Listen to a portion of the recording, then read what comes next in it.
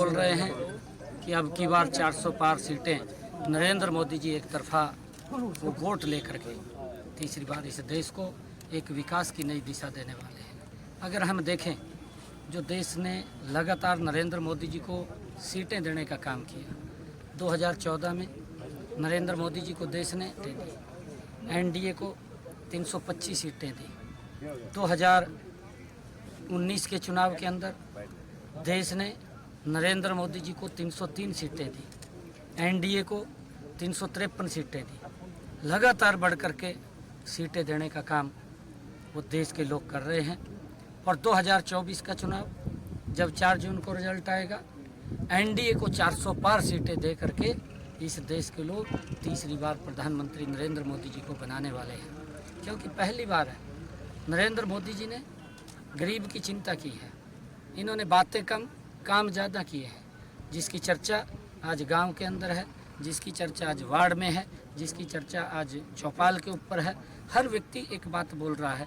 चाहे वो कांग्रेस का भी व्यक्ति है, कांग्रेस का व्यक्ति भी अंदर खाते बैठ करके अपने परिवार के अंदर इस बात की जरूर वो चर्चा करता है कि नरेंद्र मोदी जी के नेतृत्व में देश मजबूती से आगे बढ़ा है। और उसका परिणाम है कि आज देश का हर व्यक्ति नरेंद्र मोदी जी के साथ खड़ा है। और मैं जो नरेंद्र मोदी जी ने संकल्प लिया है कि हम 2047 तक भारत को विकसित राष्ट्र बनाने का काम करेंगे, ये और कोई नहीं कर सकता, न किसी से अपेक्षा कर सकते हैं।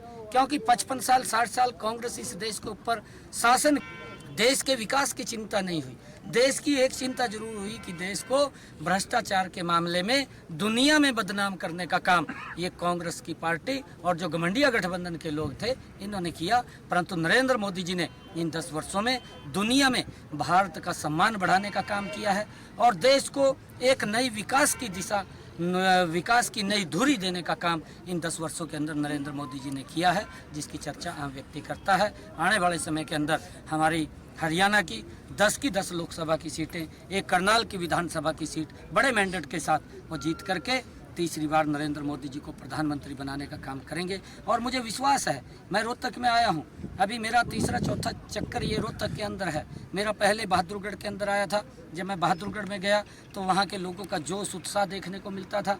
मैं रोहतक में गया, रोहतक के अंदर भी जो जोश जो उत्साह नॉमिनेशन के ऊपर लोगों का देखने को मिला। आज बेरी के अंदर भी ये ऐतिहासिक रैली हो रही हैं। और मैं आज लोगों के विश्वास के ऊपर एक बात कहता हूं कि डॉक्टर अरविंद शर्मा जी रोहतक से 5 लाख से पार, क्योंकि लोगों ने कहा है। मैंने उनको पूछा है कि आप कितनी वोटों से, मैं कहा पिछली बार आपने हमारी शक्कर में घी थोड़ा कम डाला है। डाला तो है पर कम डाला है और खाने में आनंद नहीं आया। मैं कहा इसके अंदर घी और गणा डाल दो जिससे हमें और आनंद आए, तो नरेंद्र मोदी जी और विकास की गति को तेज कर सके।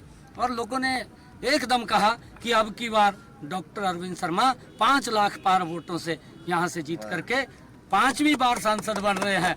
तीसरी बार नरेंद्र मोदी जी को प्रधानमंत्री बनाने का काम ये रोहतक के लोग करेंगे। मैं रोहतक के लोगों को ये आह्वान भी आज करूंगा कि आइए मिलकर के इस भारत के विकास के लिए अपना योगदान दें। गर्मी बहुत है, परंतु इस गर्मी के अंदर एक एक वोट बोल हो, ये लोकतंत्र का महापर्व है। जिस प्रकार से हम दीपावली का पर्व मनाते हैं, जिस प्रकार से हम दशहरे का पर्व मनाते हैं, जिस प्रकार से होली का पर्व मनाते हैं, ये हमारे पर्व हैं। और इन पर्वों को हम आपस में मिल कर के और खुशी के साथ मनाते हैं। मैं आग्रह करूंगा, ये भी एक लोकतंत्र का पर्व है। इस लोकतंत्र के पर्व के अंदर हम गर्मी की चिंता किए बगैर घर से निकले, परिवार के साथ निकलें, पड़ोसियों को भी लेकर के जाएं और अपने मित्रों को, यार दोस्तों को भी फ़ोन करके भी पूछें कि मैं तो वोट पोल कराया, क्या आप वोट पोल कराए। इस लोकतंत्र के पर्व के अंदर हर व्यक्ति की हिस्सेदारी हो, ताकि ये लोकतंत्र हमारा पवित्र लोकतंत्र है, जिससे देश विकास की ऊंचाइयों को छुए। देश के हित के अंदर, देश के विकास के लिए हमारा वोट होना चाहिए। मैं ऐसी अपील भी करना हुड्डा साहब तो लगातार उन्होंने पिछली बार भी बोला था। हुड्डा साहब ने पिछले बार भी ये बोल रहे थे कि हम 10 लोकसभा की सीटें जीतेंगे, परंतु सीट तो एक भी नहीं जीती।